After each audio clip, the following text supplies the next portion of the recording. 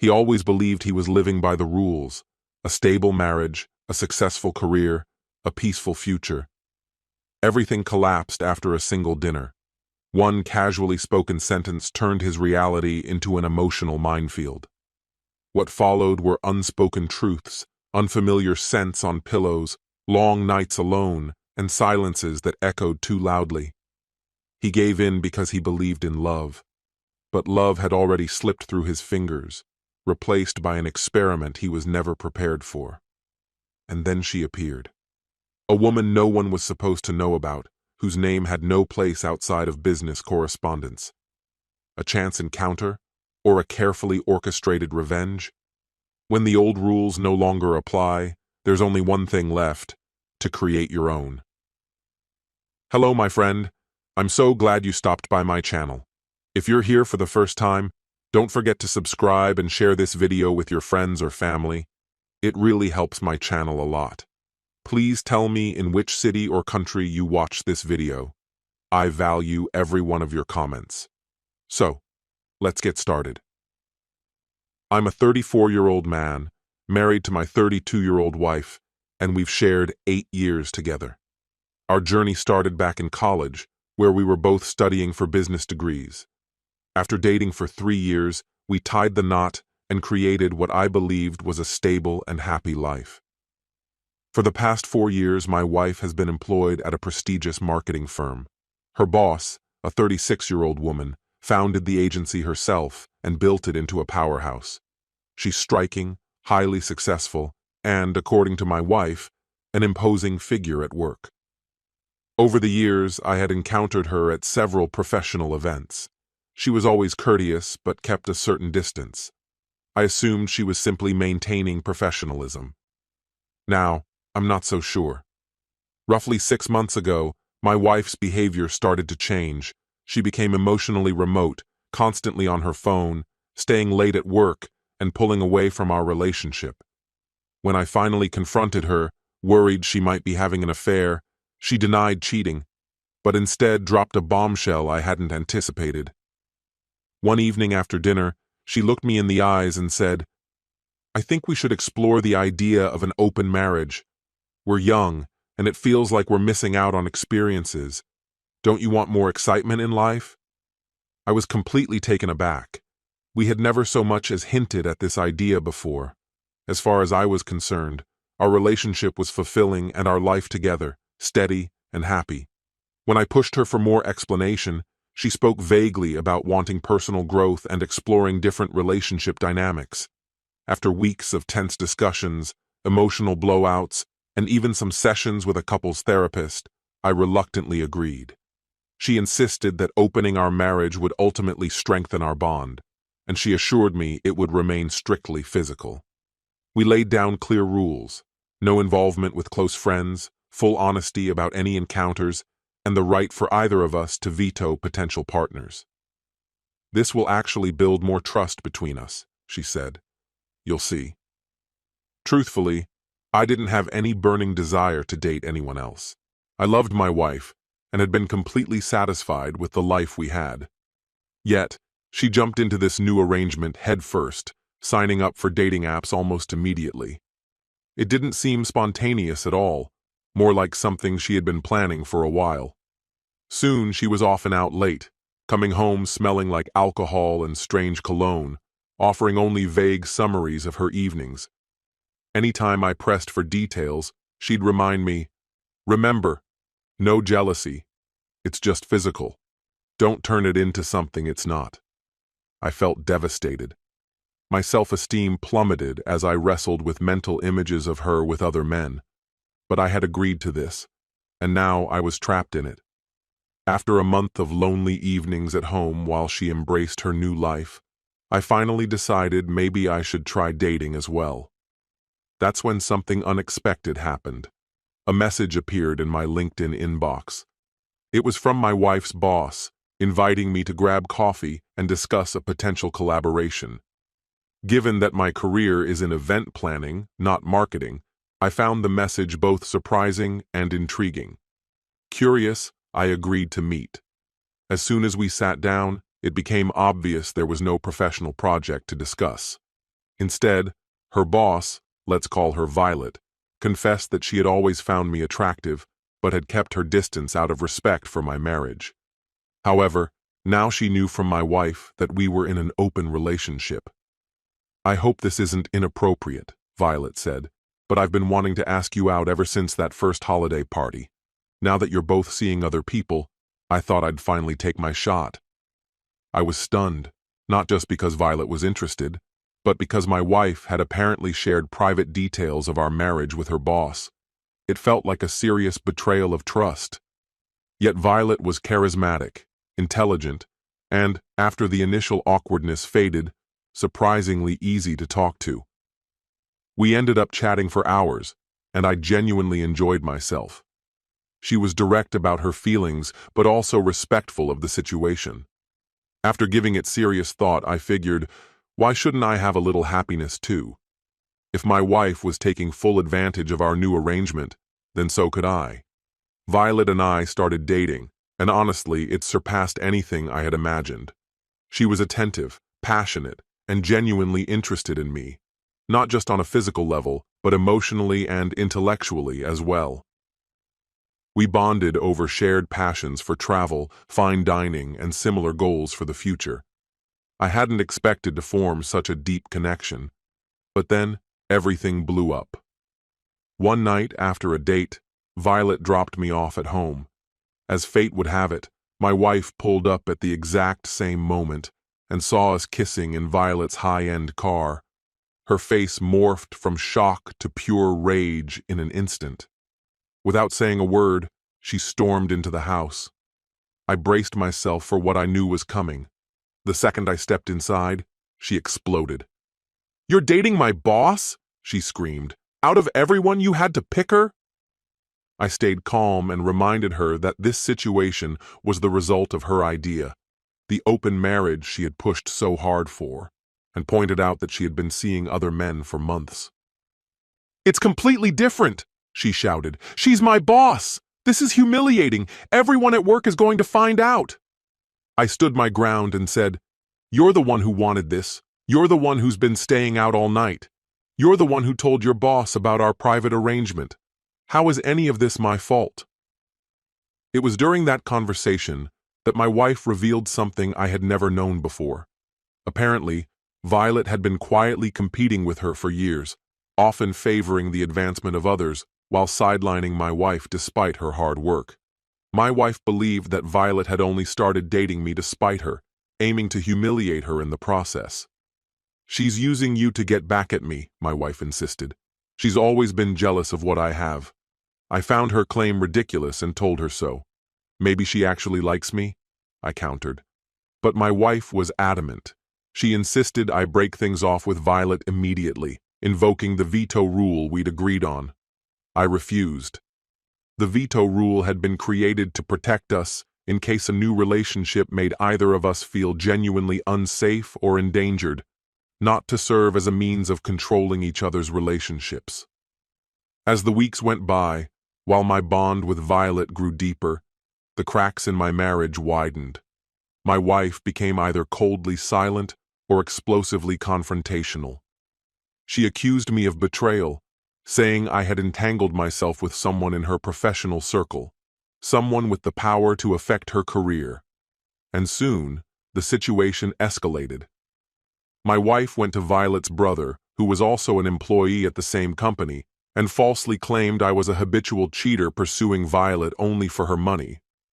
He confronted Violet, but, fortunately, she saw through the lies. When that tactic failed, my wife took things even further, spreading damaging gossip at work, suggesting Violet was abusing her authority by getting involved with a subordinate spouse, insinuating it was sexual harassment. Her plan backfired spectacularly when Violet addressed the rumors directly in a formal meeting, publicly acknowledging our relationship and stepping away from any professional decisions related to my wife's career.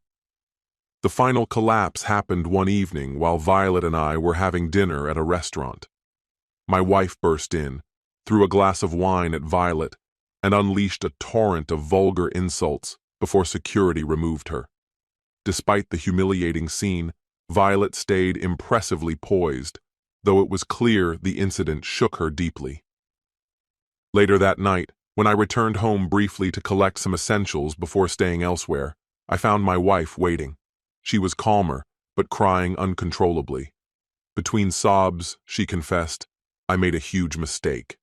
She begged me to end the open marriage and go back to how things used to be. "I'll do anything," she pleaded. I needed to ask the question that had haunted me all along. Why did you really suggest an open marriage?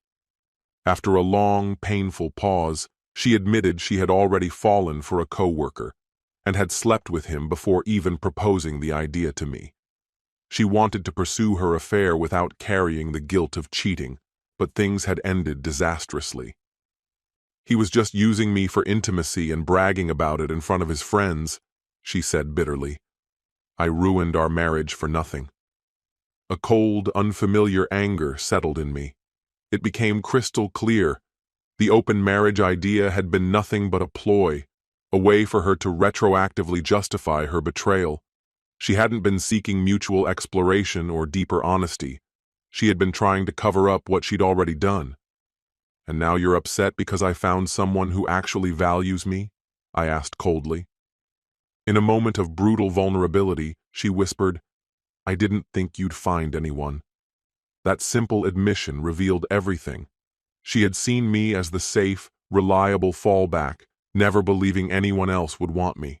She never imagined I'd meet someone like Violet, someone more accomplished, more self-assured, and quite frankly, more desirable than she was.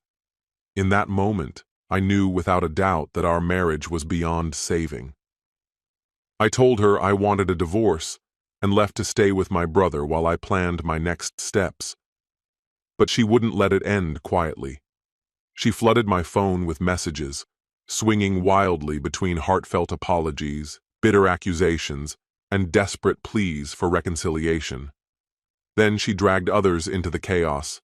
She called my parents, claiming I was having a midlife crisis and being manipulated by a wealthy woman. My mother was initially worried until I explained the full story. Her disappointment was directed entirely at my wife, a woman she had treated like her own daughter for years. Still not satisfied, my wife began contacting our mutual friends, twisting the narrative to make herself appear the victim of my supposed betrayal, conveniently leaving out her own infidelity and her push for an open marriage. Some friends believed her version of events, but those who truly knew us saw right through the lies. Her most vindictive move was reaching out to Violet's family, even her elderly parents, attempting to paint me as a gold digger preying on their daughter. Violet was furious, but handled the situation with her usual grace, calmly explaining the reality to her family. She then invited me to stay with her for a while, and I accepted. Living with Violet, even temporarily, threw into stark contrast the difference between my past and my present. Our relationship was built on mutual respect, honesty, and real affection, not manipulation and deceit. Meanwhile, at work, my wife's behavior continued to deteriorate. She missed important deadlines, lashed out at colleagues, and made barely concealed jabs at Violet during meetings. After repeated warnings, Violet, carefully adhering to company policy, arranged for HR to place my wife on a performance improvement plan to ensure impartiality. Rather than improve, my wife retaliated by accusing the company of harassment and threatening to sue. The company's legal team, fully informed about the personal circumstances, meticulously documented evidence and gathered co-worker testimonies that cast serious doubt on my wife's claims. When her legal efforts unraveled, she ultimately chose to resign, blaming Violet and me for the downfall of her professional life. Throughout the divorce proceedings, my wife resorted to numerous tactics designed either to delay the outcome or extract additional concessions from me. She fabricated stories about our shared assets, sought to paint my relationship with Violet as an act of betrayal, despite the fact we had agreed to an open marriage, and even alleged she had suffered emotional harm. Thankfully, I had kept careful records, including evidence of our mutual agreement to pursue an open marriage and her own written admissions of prior infidelity that predated it. Acting on my attorney's advice, I put forward a fair settlement proposal in hopes of avoiding a prolonged court struggle. However, my wife initially refused the offer, instead demanding a vastly unequal share of the marital assets, despite having contributed far less financially during our time together. It was Violet who helped me see the situation clearly. She doesn't just want equity, she wants to see you suffer, she pointed out. Offer her a bit more than necessary, but give her a strict deadline. Appeal to her greed while taking away her ability to keep dragging this out. Taking Violet's advice to heart, I proposed a slightly more generous offer paired with a non-negotiable expiration date. Faced with the reality of an expensive court battle she could no longer finance due to her job loss, my wife reluctantly accepted the terms. Exactly 6 months after I had moved out, the divorce was finalized. During that transitional time, my relationship with Violet deepened. Once the paperwork was complete, we moved in together, and for the first time in my life, I felt what it meant to have a partner who genuinely uplifted and supported me. Violet not only championed my professional goals, but also introduced me to her circle of friends who welcomed me warmly and without hesitation. She demonstrated that a relationship could empower rather than exhaust you. Some months after the divorce, I happened to run into my ex-wife's sister at a local grocery store. She seemed hesitant, but eventually came over to speak to me. "I know what really happened," she said quietly. "One night, after she'd had a few drinks, my sister told me everything. According to her sister, my wife had never believed I would actually find someone else, especially someone like Violet. Her plan had been that I would fail at dating, grow lonely, and agree to close the marriage again on her terms once she had finished exploring other options. Her sister also revealed that my wife had harbored envy toward Violet long before she became a visible part of our lives. Violet embodied everything my wife longed for: success, admiration, influence, and social standing. What hurt her wasn't any lingering affection for me, but rather the fact that once again, Violet possessed something she desperately desired. "She's relocating next month," her sister added. "She says there are just too many painful reminders here. I thought you should know." As I listened, a complex mix of emotions surged through me. Relief that she would soon be out of my orbit, regret over the years wasted with someone who had never truly valued me, and immense gratitude for the series of unexpected events that had led me to Violet. Today, Violet and I are engaged. We're planning a small, intimate wedding with only our closest friends and family, dedicating ourselves to building a future together instead of dwelling on old wounds. Violet's business continues to flourish, and with her encouragement, I have successfully launched my own event planning company. From what I've heard through mutual contacts, my ex-wife has started seeing someone new in her new city. I genuinely hope she's found some measure of happiness and has taken important lessons from our shared past.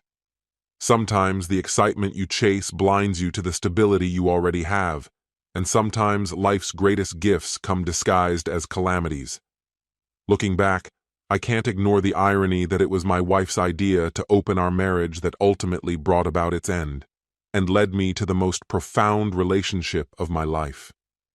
If there's any lesson to be taken from all this, it's a simple but powerful one. Be cautious about what you wish for. You just might get it, but not in the way you expect. This story has come to an end.